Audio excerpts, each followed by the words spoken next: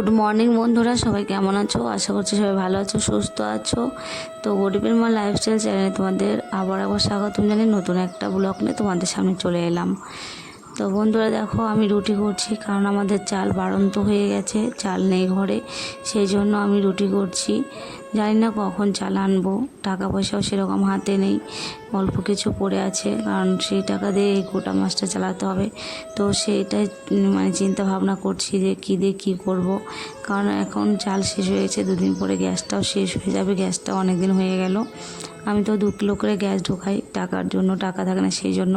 তো গ্যাসটাও শেষ হয়ে যাবে, আবার তেলও দেখি অল্প হয়ে গেছে। কি বলবো, দুঃখের বিষয়। তোমাদের আমি সব ভিডিওতে শেয়ার করে থাকি প্রায়। আর আমাদের সত্যি কথা বলতে প্রত্যেক দিন এরকম লেগেই থাকে, আমাদের এটা থাকে দুটা থাকে না। তো সেগুলোই আর কি চিন্তা ভাবনা করছি, আর যে কী দিয়ে কী করবো ভাবছি।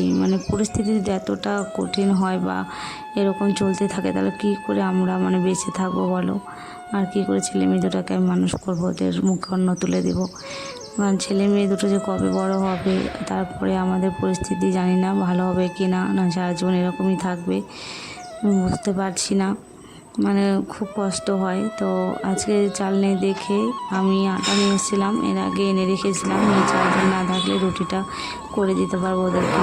তো সেই জন্য রুটি করছি আজকে আমি। দেখো, রুটি করে ছেলে মেয়েকে খেতে দিলাম, আর আমি কাজে চলে এসেছি। আমারও শরীরটা প্রচণ্ড খারাপ, শরীরটা বেশি ভালো নেই, কালকেতে প্রচণ্ড পরিমাণে শরীর খারাপ, কারণ এই গরমের মধ্যে যাওয়া আসা করে, আর এমন টাইমে যাওয়া আসা করে কী বলবো, 2টো-2:30টায় আসি, ওই টাইমে ম্যাক্সিমাম গরম থাকে। আর আমি যে রান্নাবাড়িতে যাই সেখানেও যাওয়ার সময় আমার প্রচণ্ড পরিমাণে গরম রোদ লাগে। আর কয়েকদিন থেকে তো ম্যাক্সিমাম গরম পড়েছে, তোমরা সবাই জানো, সবারই বেশিরভাগ শরীর খারাপ হচ্ছে। আর আমারও হয়তো সেই জন্য শরীরটা খারাপ হয়ে গেছে, প্রচণ্ড পরিমাণে টায়ার্ড লাগছে আর শরীর দুর্বল লাগছে। তো কালকে দেখিয়েছিলাম সাইফোন ঘুমের স্টাফটা, তো ঘুমের স্টাফ খেয়ে আমার উঠতে আজকে অনেকটা লেট হয়ে গেছে। কারণ সাইফোন স্টাফটা যদি আমি খাই, আমার শরীরটা কিন্তু আরও কী বলবো, একটা অলসতা টাইপের আর ঘুম ঘুম টাইপের, নেশা টাইপের, যেরকম বলতে পারো সেরকম কিন্তু লাগে, সকালবেলা উঠতে পারি না। তো সেজন্য লেট হয়ে গেছে। আর আমি আজকে একবারতে রান্না করতে এসেছি, আর একবারতে যাইনি, বেলায় করে এসেছি শরীর খারাপের জন্য। তো বন্ধুরা দেখো, তোমাদের সাথে কথা বলতে বলতে আমি কিন্তু রান্না করে চলে এলাম বাড়িতে, আর এখন বাজে 2টো-2:30টার মতো। তো আমি এই যে চাল নিয়ে এখন বাড়ি যাচ্ছি, নিয়েছি 2 কিলো চাল, আর ডিম নিয়েছি, আর ডাল নিয়েছি কিন্তু। তো চলো যাওয়া যাক বন্ধুরা বাড়িতে। তো বাড়িতে গিয়ে আমি এখন রান্না করব, তারপরে ছেলে মেয়েকে খেতে দেবো।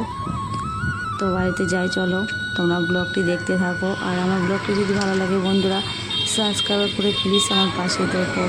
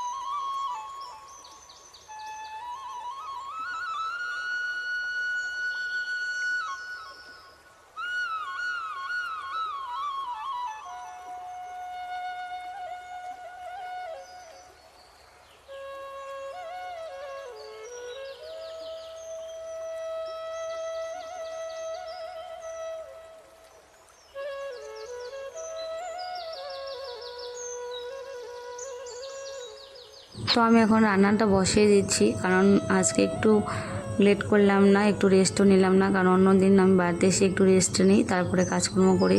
যেহেতু আজকে আমার রান্নাটা করা নেই, ছেলে মেয়ে কিছু খায়নি, না খেয়ে আছে। রুটি করে দিয়ে গেছিলাম, ছেলে খেয়েছে, মেয়ে কিন্তু খায়নি। মেয়ে রুটি পছন্দ করে না, মানে ভালোবাসে না। তো মেয়ে এখন খেলো, দেখো খেতে চেয়েছিল না, তো আমি গালিগালাজ করলাম একটু, সেই জন্য এখন খেলো। এখন বাজে 2:30, আর এখন মেয়ে খেলো।